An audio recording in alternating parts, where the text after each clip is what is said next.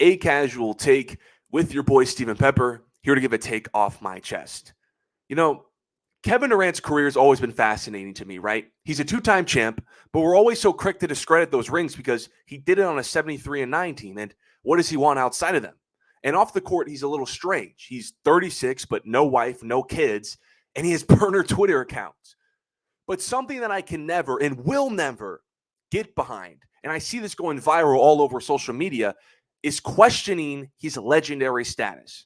Because you can say what you want about the teams he's decided to play for in his career or who he is as a person, but his game is nothing but legendary. Yesterday in Team USA's win against Brazil, Durant passed Lisa Leslie as Team USA's all-time leading scorer, men or women's. So let me get this straight. Kevin Durant is a leading scorer of a country that has produced the likes of MJ, LeBron, Shaq, Steph, and that isn't legendary?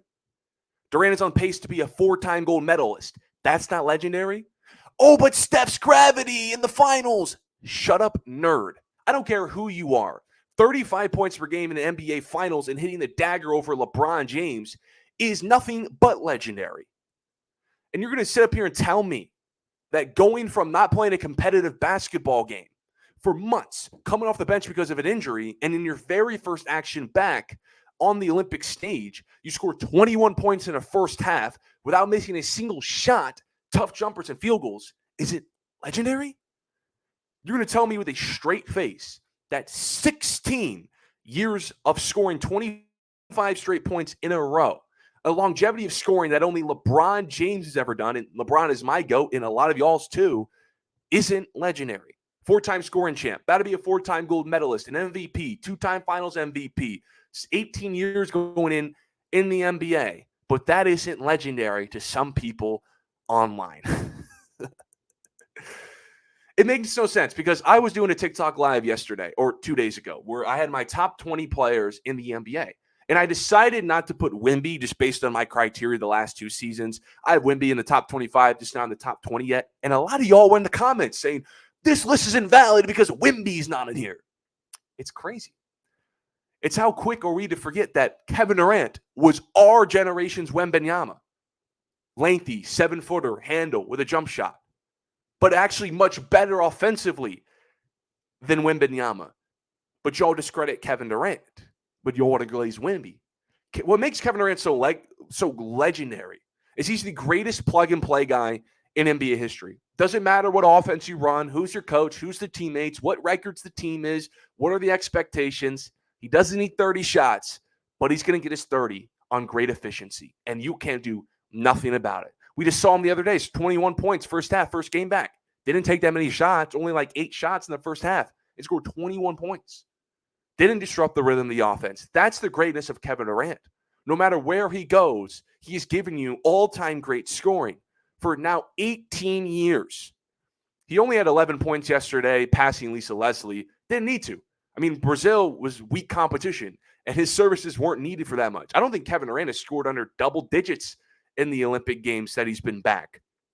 He now has 494 career points on the Olympic stage, most in men or women American history. Man's going to be well over by 500 on the verge of a 4th gold medal. That's not legendary to some people. Listen, I'm not oblivious, right? I get where the Kevin Durant negativity comes. Hell, I was the bus driver of that negativity for years. I had a Kevin Durant jersey, Oklahoma City Thunder. He's one of my favorite players in the league. Skinny guy, can shoot, kind of like me, right? The man goes to Golden State, ruined my July 4th. I hated him ever since. Stopped LeBron from winning rings. I thought it was the worst move by a superstar in history. But like Kevin Durant said on Twitter, and I know people don't like him tweeting, but that's going on like 10 years now. We got to get over it. And we just have to appreciate I'm over it. And that hurt me the most. You see the picture behind me? The Cavs never won after that because of Kevin Durant. And I'm over it. So you should too. And some of y'all had no stakes in the Kevin Durant drama, and y'all are still pissy about it.